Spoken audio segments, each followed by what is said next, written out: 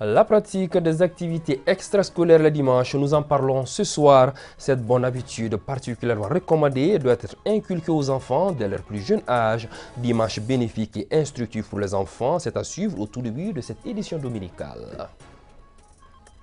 5 millions de francs CFA remis aux aigles maracaniens qui viennent de remporter la Maracane.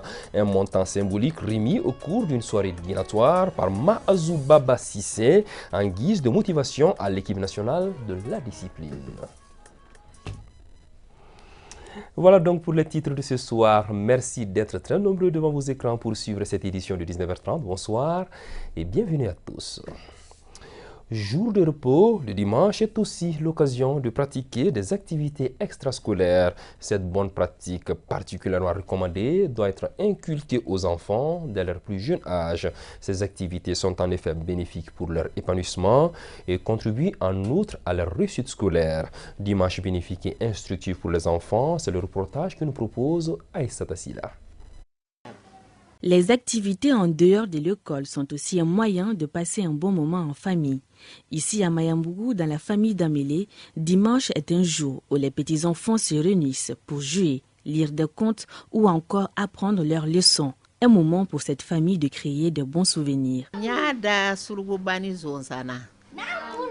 Avec mes petits-enfants les dimanches, je les apprends à faire des petites choses à la maison, ils apprennent leurs leçons et je leur fais des petits contes qui les font rire.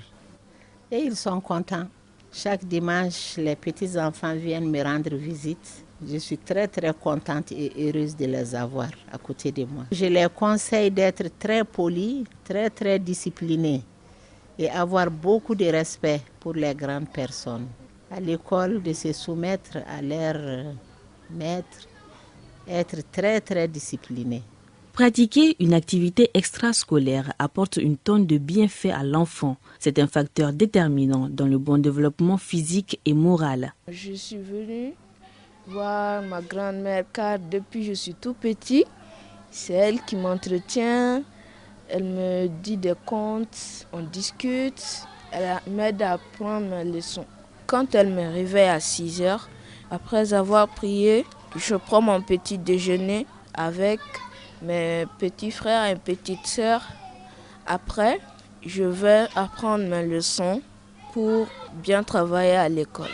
Pendant le dimanche, si je me réveille, j'aide avec les travaux ménagers et la cuisine. Je me repose, après j'apprends mes leçons. Pendant les vacances, le week-end, on sort avec la famille. On part dans des endroits de loisirs, on joue, on s'amuse. Mais pendant l'école, on reste à la maison, on apprend les leçons. Le conseil que je peux donner aux élèves comme moi, c'est de se concentrer, d'arrêter tout ce qu'on faisait pendant les vacances et apprendre ses leçons et rester à la maison. Surtout ceux qui font l'examen comme moi. Je leur conseille de s'exercer à la maison, de beaucoup apprendre afin d'avoir leur examen. Si pour certains, les dimanches sont propices aux révisions et à l'élaboration de longs devoirs, pour d'autres, c'est un moyen de détente et de loisirs. Les dimanches, on joue au foot, on mange et fait un peu de sieste.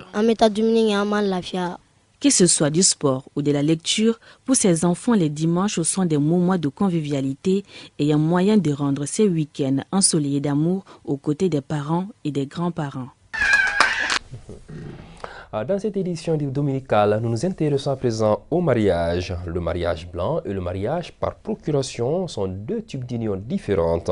Si le premier n'existe pas au Mali, recours est fait au second pour célébrer l'union d'un homme et d'une femme malgré la distance séparant les deux conjoints. Outre la présence physique des concernés, le mariage peut être scellé par substitution ou encore par procuration. Document à valeur juridique, la procuration permet de remplacer l'un des deux mariés. Aminatalla nous en dit plus. L'union d'un couple, notamment d'un homme et d'une femme pour le cas du Mali, se scelle de diverses façons. Outre la présence physique des concernés, le mariage peut être scellé par substitution ou encore par procuration. À titre d'illustration, la mairie de la commune 6 a célébré 19 mariages par procuration comptant pour la période 2022-2023. Ce qui concerne le mariage par procuration, c'est comme dans toute autre opération, tout ce qui concerne un contrat, chaque partie peut se faire représenter par une tierce personne. Bien entendu, il faut que ça soit par une procuration bien écrite. Bon, le mariage par procuration est des droits. Ça fait partie de notre code des personnes et de la famille, surtout au niveau de l'article 283. Au Mali, on insiste beaucoup, surtout nos compatriotes et les Maliens établis à l'extérieur, par l'éloignement de comme on appelle la distance, et puis de faire le travail de ne pas être là sur place. Ils se font représenter par un proche. Sous d'autres cieux, il y a un autre type de mariage qui n'est pas connu par l'officier d'état civil et l'homme de droit au Mali. Il s'agit du mariage blanc. Juridiquement, à notre niveau, nous, on ne reconnaît pas de mariage blanc. Tout ce qui est écrit constitue une preuve. La solution de se défaire de ces liens, c'est de passer devant le juge. C'est pourquoi, techniquement, j'ai dit qu'il n'y a pas de mariage blanc. Le mariage blanc, on a ça souvent en Europe, et puis dans l'Hexagone, ceux qui vont pour faire la migration, il y a ce cas-là, mais ce qui est fréquent, le mariage par procuration est reconnu par notre code et ça se passe dans notre pays. Document à valeur juridique, la procuration permet de remplacer l'un des deux mariés. De ce fait, c'est la partie qui doit s'absenter qui fournit le dit papier qui est ensuite légalisé. S'il y a constat d'absence, on peut faire une procuration. La procuration, c'est quoi? C'est un acte juridique signé et authentifié devant l'officier de l'État, qui est la gendarmerie, la police et surtout au niveau du tribunal. Bon, quand on est muni de la procuration, on peut remplacer l'un des époux dans le contrat de mariage et devant l'officier civil. Par exemple, le mari qui donne une procuration, la procuration doit être libellée, signée et légalisée dans la circonscription relevant de son domicile, comme pour la femme aussi. Même si la loi ne l'interdit, il est très rare de voir les deux conjoints se faire représenter. Et au vu du caractère sacré du mariage, la procuration fournie à cet effet n'est pas et ne doit faire l'objet d'aucune spéculation. Toute chose qui pourrait entacher la confiance accordée en la parole de toutes ces personnes absentes en ce jour aussi important qu'est celui de leur mariage.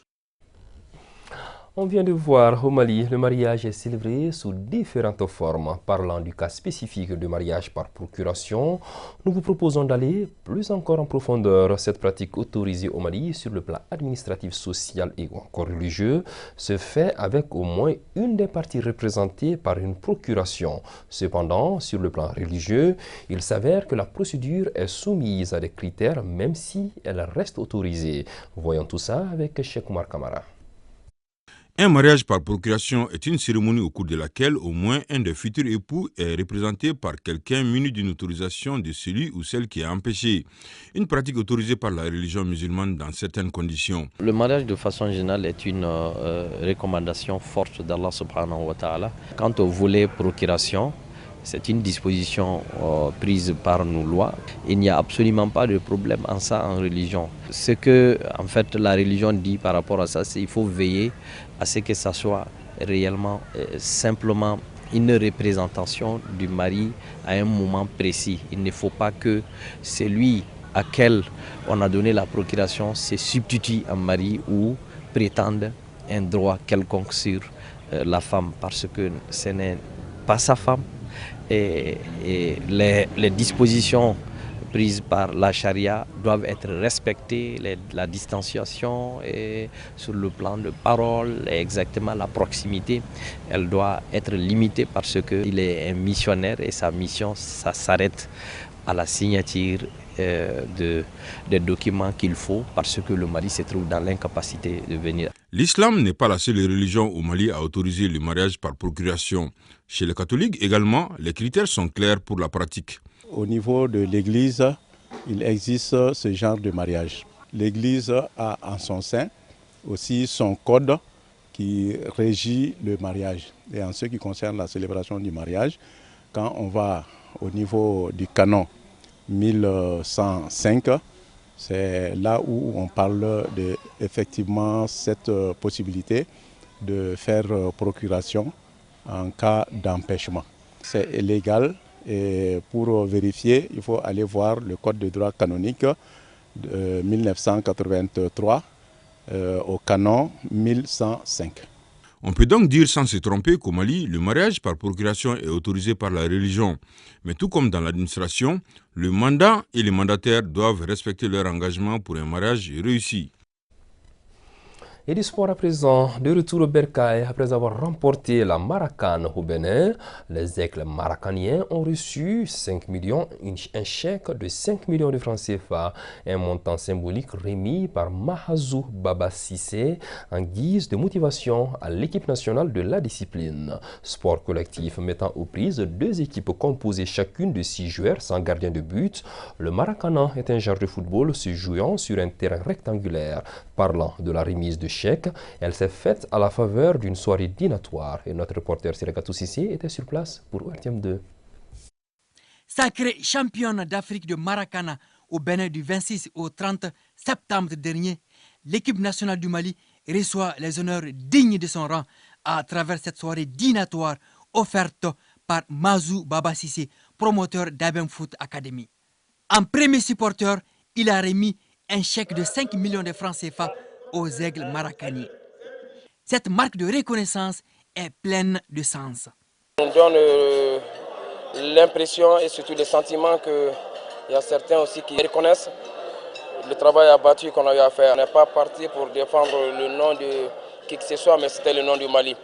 Et on a essayé de hisser très haut le drapeau de notre chère patrie, parce que c'était l'équipe nationale du Mali. C'est pourquoi on a essayé d'oublier tout et de faire un effort pour franchement avoir ces titres ou conserver ces titres. La Fédération malienne de Maracana et disciplines associées salue ce geste et se dit fière de la prestation des aigles. C'est vous dire que le Maracana, c'est un peu l'Afrique au-delà, c'est notre pays, c'est notre culture, le Maracana. Tout ce qui est fraternité, amitié et convivialité se retrouve dans ce sport. Voilà pourquoi tout le monde doit s'y mettre. Les aigles maracaniers du Mali, en montant sur le toit de l'Afrique, symbolisent la bonne santé de la discipline. Les anciens joueurs que vous êtes, qui ont tout donné pour ce pays et qui continuent à hisser très haut le drapeau malien à travers le Maracana, méritaient mieux que de passer à l'académie. Ainsi, nous avons décidé d'organiser cette modeste cérémonie en votre honneur, puisque nous pensons personnellement que le Maracana est un sport qui doit être connu et vulgarisé à travers le Mali. C'est la deuxième fois d'affilée que le Mali remporte le trophée de la Maracane. En guise de bonus, les aigles sont qualifiés pour la CAN en septembre 2024 en Côte d'Ivoire. Voilà, c'est là-dessus que s'achève cette édition de ce dimanche soir. Merci de l'avoir suivi. Surtout, gardez vos positions. Mariam Kassambara prend le relais juste après moi pour ORTM de Kibarou. Très bonne soirée à tous.